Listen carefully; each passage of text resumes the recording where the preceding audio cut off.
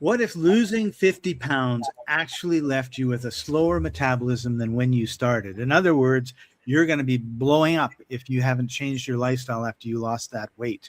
We're going to be delving into that, Ozempic, and GLP-1, whatever that is, right after this.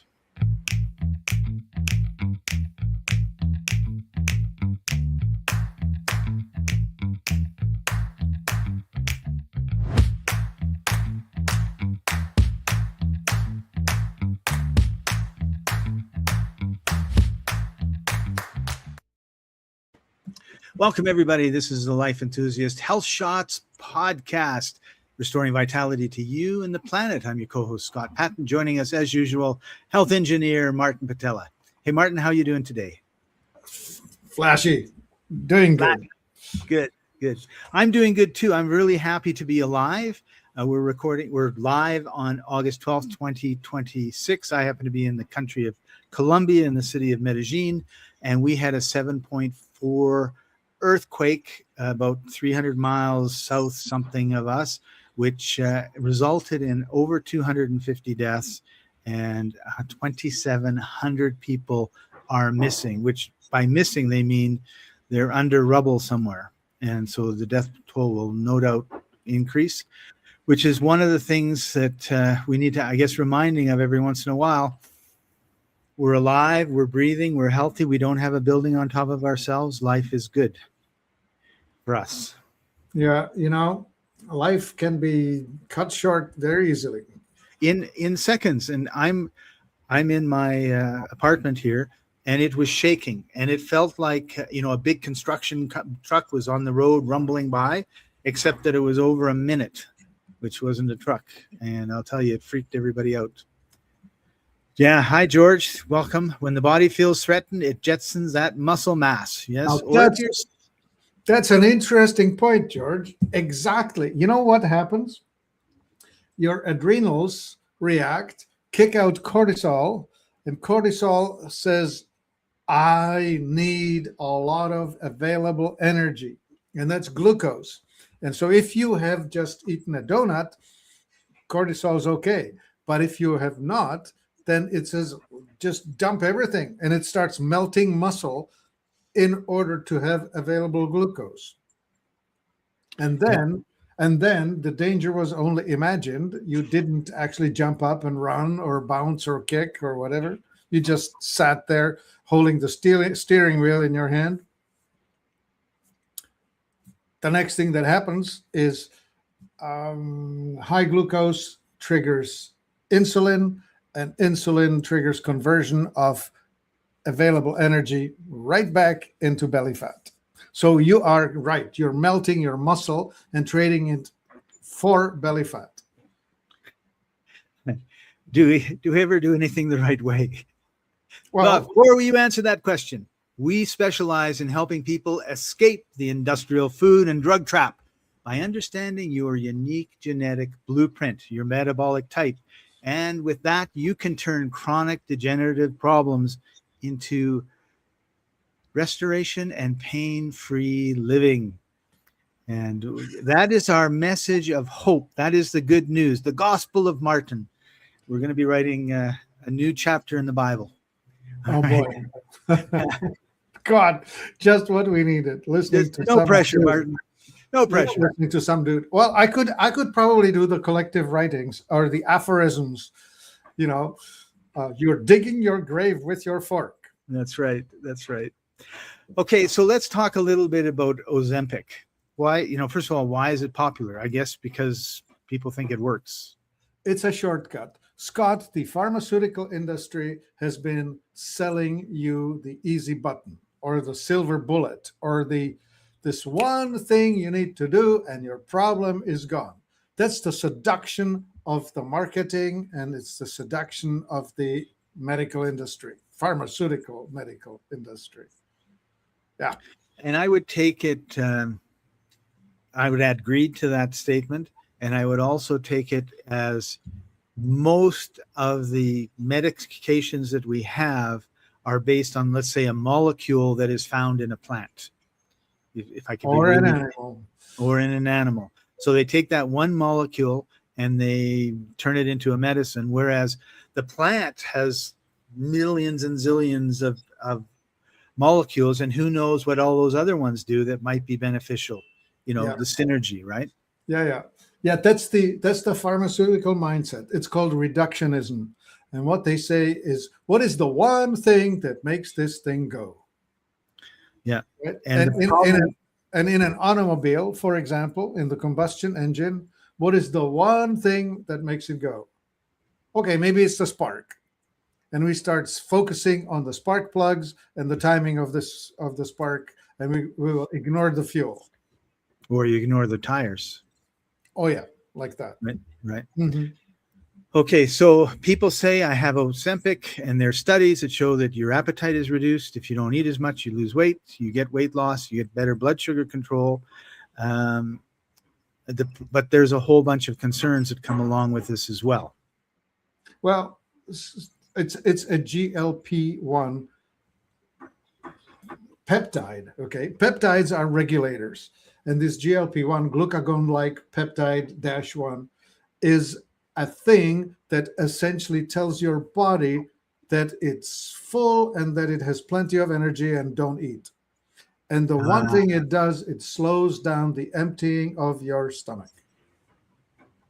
So your tummy works slower. Not tummy, stomach. Stomach. All right. I got to get the right words. Okay. Well, really, anyway, so the main point is this. You eat something and you feel full, and you feel full and full and full. And so you eat breakfast and you're done for the day because you stay full.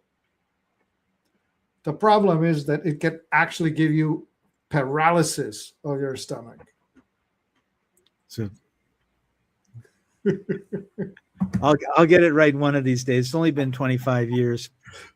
But anyway, so there you are with your paralyzed stomach, not able to digest anything. And when you get off the medication, it's still paralyzed, right? Oh, yeah. Doesn't change. Okay, Martin, I want to bring up our infographic here that we made for everybody. Oh, yeah. Okay. The Ozempic trap versus natural GLP activation. So we have Ozempic. Ozempic, you said, was a GLP-1 peptide, but it's not the same as the GL1 natural. Well, it is the same. It's just that you get so much of it, and it's unnatural. It's like your normal dose that you can stimulate yourself by eating the right stuff will be something like 0.1 milligram. And here you just whack yourself with 1.8 or 2.0. So 20 times the dose of what your body would produce. So it's like if you like tequila in Mexico and you had one teeny little shot, not necessarily a big problem. But if you drink 5 bottles, you have a big problem. And Ozempic is like drinking 5 bottles. Yeah. Yeah, this is the difference between, here's the scaling, right? 1 shot of tequila is good. 20 ounces of it is... not good. Well, what shall we call it? Alcohol poisoning. Poisoning, yeah. Okay. Right.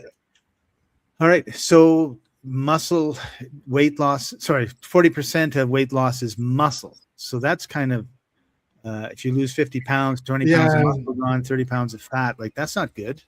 Well, so when you start getting on this drug, it will melt you away, right? And it's doing it the wrong way. So, yeah, you're wrong way, right? If you are not exercising at the same time as taking this drug, you're going to experience a massive amount of muscle loss. And the chances are, if you're overweight to begin with, you're probably not into exercise that much. Yeah. And because if you're 100 pounds overweight, then your knees are sore, your hips are sore, your back's sore, you're sitting around all day, and it's a lot easier to get a bunch of Doritos and watch Netflix than it is to go for an hour-long walk. Yeah, all that. So I think I have a story to tell. Can I tell a story? Tell a story. I am in Colombia, as I said, and I have a belt. And normally the 4th notch from the thinnest spot is where I am at. And the last couple months, 3 months, I've been in Mexico and here, and I've been walking, and it's been warm, and doing a little bit of exercise, and I'm on my third notch. And to my shock and amazement, today when I notched up my belt, I said, I wonder if I can, because it wasn't tight. It wasn't a third notch tight, which I'm used to. It's a third notch. Oh, it's a third notch. So I went to the second notch, and it was like, wow, it's snug, but it wasn't like, I'm not strangling my tummy or anything. Right. So I've noticed between walking, between the Life Enthusiast products that I'm taking, a little bit of zeolite for detoxing, and then I'm walking. My goal is it's not a lot, it's 2 miles a day, and I'm doing that. And I went up, there's a rock not far from here, and it has 740 steps up to the top, and there's no elevator down. So if you go up, you have to come 740 steps down. And I was amazed, because I've been worried about my knees and everything else. I went up, no problem. I had a few rest stops, took a look at the view and smelled the roses, and it was really wonderful. So I really think that if you, and I know that I've got, 10, 20, 30 pounds more to go, but I think if you put yourself in a routine of exercise that causes you to sweat a little bit, and of course, I feel here I'm eating way better than I eat in Canada. In Canada, I'm surrounded by too many A&Ws, which I love, teen burgers and onion rings and root beer, and there's none here. So if I don't see it, I don't mind, right? And then there's donuts and sweets and all the rest of it. And it's minus 30 degrees. I'm not nearly as active. So I think that if you just give yourself the right lifestyle, your body will help you move in the right direction. And you want the nutrition that you can get from Life Enthusiast. Okay, so but the strategy, this is the lifetime patient model, right? Yep. Put someone on a Ozempic, they lose a bunch of their muscle, now they become a lot weaker, now they break down easier, and you're getting $1,000 a month recurring revenue rather than curing root cause obesity. Well, interestingly, Trump has scored against the drug companies, and he says, you will have to sell a drug at the most favored nation price. So if you sell it for $100 anywhere on the planet, in the United States, it's going to be $100. So the price of Ozempic has come down a lot.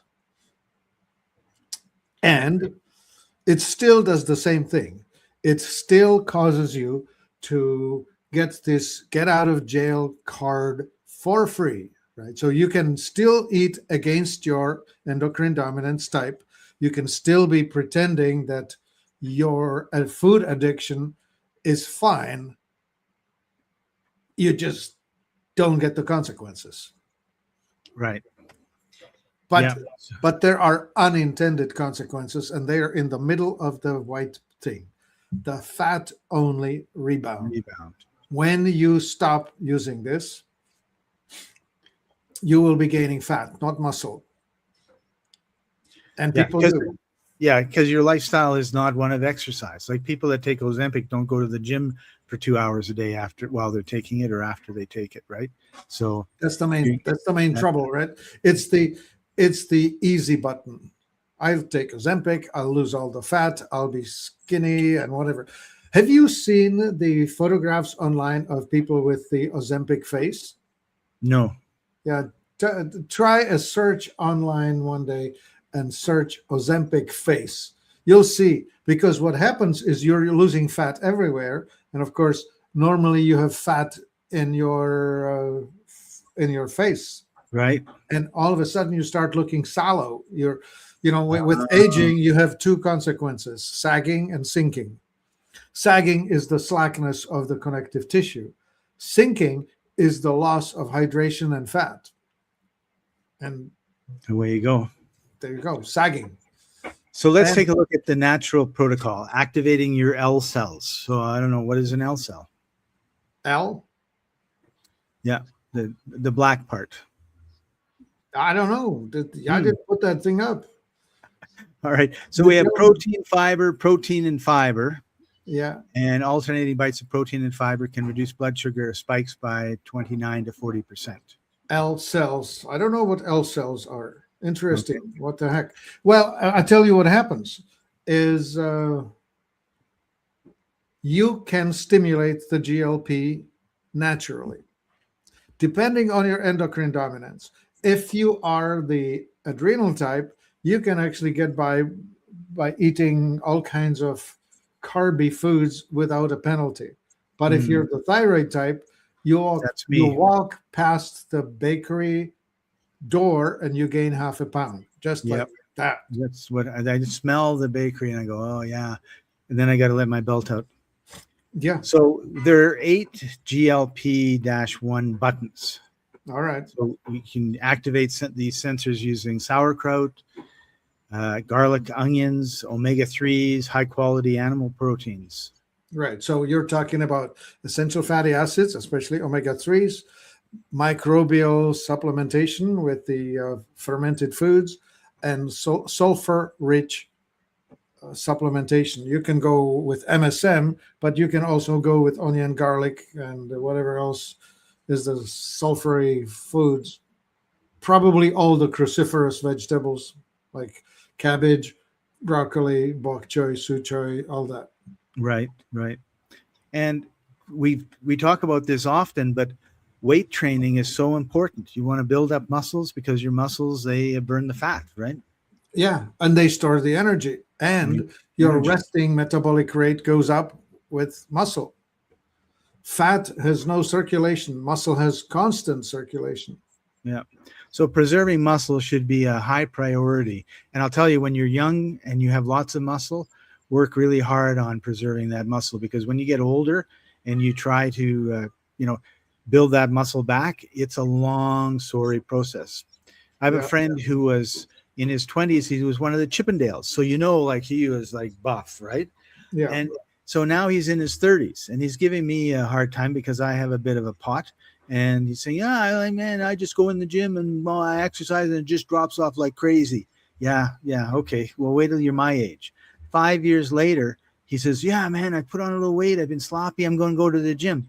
A month and a half later, he's whining to me because he can't get rid of the fat and he's not building his muscle as much. And I says, yeah, like I've been telling you that for 5 years. You didn't believe me. So take our advice, everybody. If you're working out, do everything you can to keep working out. And if you're not working out, start, because I'll tell you, it's so important to keep that muscle. Yep, absolutely. Resting metabolic rate and your ability to store energy. When you lose your muscle, you lose actually the reserve. For example, you want to go for a walk, a hike, something serious. Let's just say that you need 400 or 500 calories on that walk. Well, you're not eating, you need it stored. Well, your muscles can store maybe 1,500 calories at most. Your liver will store maybe 150 calories, period. That's it.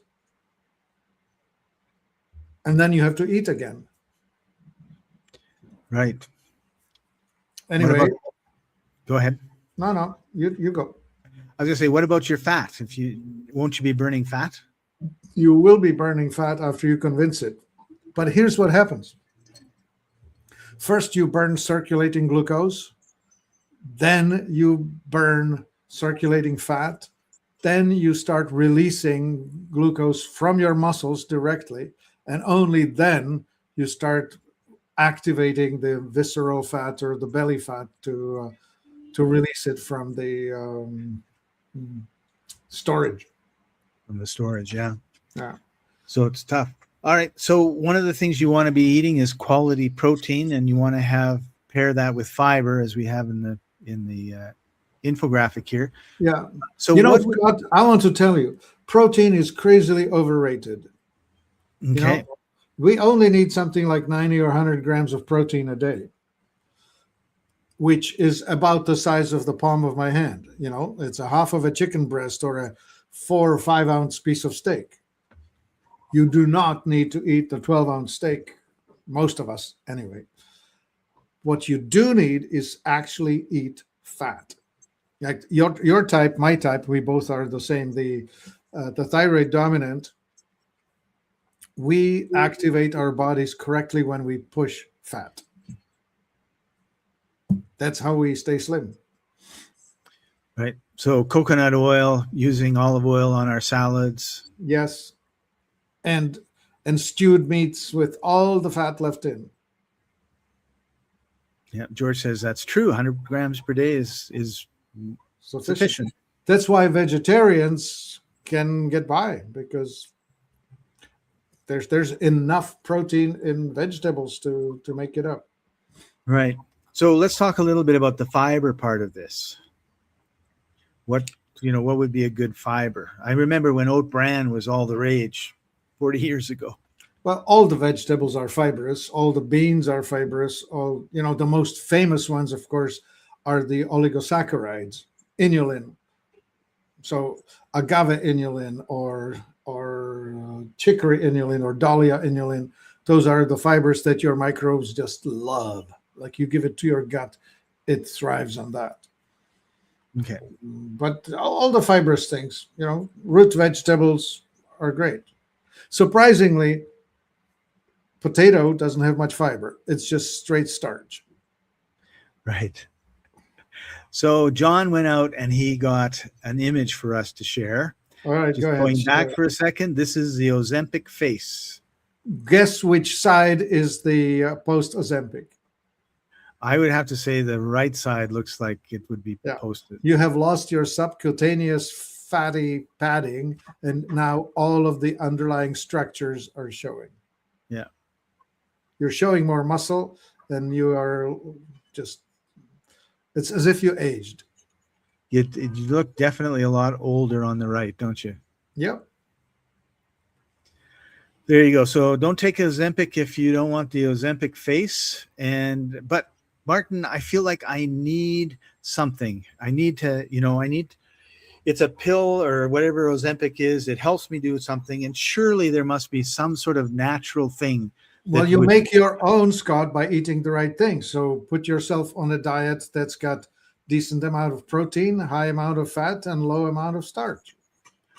Right. And spike it with some sauerkraut, just like you said. Strataflora, for example, is that sort of a thing, right? Like as you started listing this thing, I said, well, that's just Strataflora. Go get that. And here it is. Surprise, surprise. I remember a woman calling me up and said, Martin, I started on Strataflora, changed nothing in my diet, and I've lost 7 pounds in the last 2 weeks. Awesome. All right, so let's talk a little bit about Strataflora. Well, it's a stack, right? So you have the probiotics, which is the microbes. You have the prebiotics, which is all the fibers and whatever. You have a whole bunch of herbs that are helpful in calming down things that are needing calming down, and a bunch of stimulants that are needed to boost things up. For example, milk thistle, right? That's one of the supplements that are supremely useful to help your liver and also to help your metabolism. It's in there, as is Turkish rhubarb, as is slippery elm, all the famous things that are supporting nutrition. Yeah, it's a fairly longish list. Yeah. What else do you want to say about it? Keep a bottle in your freezer and use it whenever you need. And then if you are overweight, then use it quite a bit. Right. Yeah, it's the only other thing I was going to say was when you take a look at the list of ingredients, I would challenge anybody to find very many other products that have this amount of things in it. Right. So we put a very broad list, 77 different species of the microbes. What's really interesting about the microbes is that they proliferate and multiply very quickly in the right environment. So this is like a broad spectrum of seeds. Think of an alpine meadow. It has a whole bunch of different plants, red ones, white ones, tall ones, short ones, green ones, whatever, right? Right. So if you could collect all of those seeds and throw them on some dirt, you will grow an alpine meadow. Well, here's the same idea. We have all these different species. You just throw them in and let the terrain support them. They'll grow. Right. Whereas most people have a desert or a meadow full of weeds. Right. Yeah, Not good. that's the thing, that you may be missing the right ones. So let's talk a little bit about holy tea. Okay, so that's the part A of a 2-team Ozempic replacement. You can do it by taking berberine and holy tea. Holy tea is a milk thistle supplement. Well, it's a holy thistle. That's how it got its name. Holy thistle. There are 4 different types of thistle in this, and you make this by just brewing the tea and drink it. And you combine it with berberine. Berberine regulates your glucose metabolism. We'll get to berberine in a second, and just focus on the natural colon and liver detox. Because if your colon is working properly and your liver is working properly, that makes a huge difference in how your whole digestive system works. Mm-hmm. Yeah, this supports the metabolism. This is your nature's version of Ozempic. Okay, and you brought up berberine, so let's bring that one up. Talk a bit about it. So the holy tea, that's an alcohol extraction. This one, the holy tea is a water extraction. This is an alcohol extraction. So that means you need an organic solvent to get stuff out of roots. And there's a bunch of roots that we soak in alcohol and extract those organic compounds out of it, all these alkaloids. And there you go. You will have a better glucose management when you have this on board. Oh, thanks. George says, I'll be purchasing this berberine this afternoon. Good on you, George. I really like it. Like I have it every about 2 months, and I really find it helps you control your blood glucose level, right? Yeah. So less spike, less craving, less crash. Yeah. I have far fewer 2 in the afternoon siestas. Yeah, right on. All links for everything will be in the comments and in the description, just to remind everybody. So is berberine like the all-natural Ozempic, or is just different? Well, it's like it delivers the effects of, right? Like we're talking about the GLP-1. It's a signaling molecule. It's a peptide, and with the help of this, you will stimulate the release of those signaling molecules that will regulate your glucose management. Awesome. All right. Yeah. Okay, so let me get rid of that. And yeah, those are really useful nutritionals. Of course, then the last thing is eat for your endocrine dominance. If you are the type that is tempted by starchy foods, and especially if you find yourself with slender limbs, like small diameter around your ankles or wrists, you're very likely the thyroid type. And to reconfirm it, if you're gaining weight on your belly, becoming apple shape, then you're definitely the thyroid type. And your antidote is 3 meals a day and less starch, more fat. Right. And if you're the other type? If you're the adrenal type, you're probably built like a weightlifter with deep chest and massive support, massive limbs, all of that. Your temptation foods would likely be savory rather than starchy or sweet. And your weight gain food is fat. Okay. So this is the paradox. Everybody's promoting the ketogenic diet, keto, whatever, right? Well, it's awesome for the thyroid types. It's a sure trip to the weight gain for the adrenal types. So in other words, you have to pay attention to your body, and you have to pay attention to the food that you eat and to the exercise that you get. Yeah. And I say this often, get a journal and Yeah. write down, this is what I had for breakfast, lunch, dinner. This is how many miles I walked, or this is how I was an hour in the weight room, or I did 90 minutes of hot yoga, like whatever it is, so that you can see. I mean, it's really frustrating for me because I'll say to myself every once in a while, okay, do you have a lot of pain right now, Scott? No, I have almost no inflammation. Awesome. And then 3 days later, oh my God, every part, every joint is just screaming in agony. Like, what did I do? Because for 3 weeks I was so good. And I did something, and I don't know what I did because I didn't write it down. So you need to write down these things so you can look back and you can say, oh, wow. Like, and we can't, there's no excuse. So on every phone is a calendar. Just make an entry.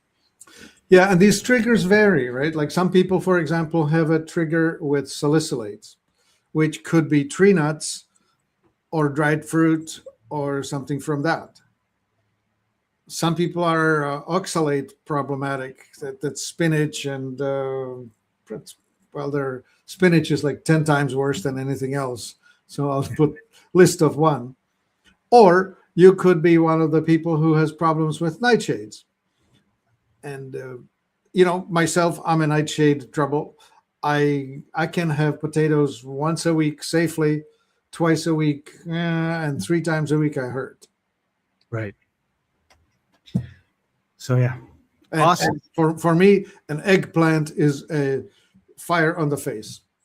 It's like instant. You can't have that Greek food then, right? Well, yeah. Well, I can have some, Have some, but not eggplant. You say eggplant, and I forget the name of the dish. It's a Greek dish with eggplant in it. I love it. It's moussaka or something like that. No, not moussaka. Not moussaka. Souvlaki.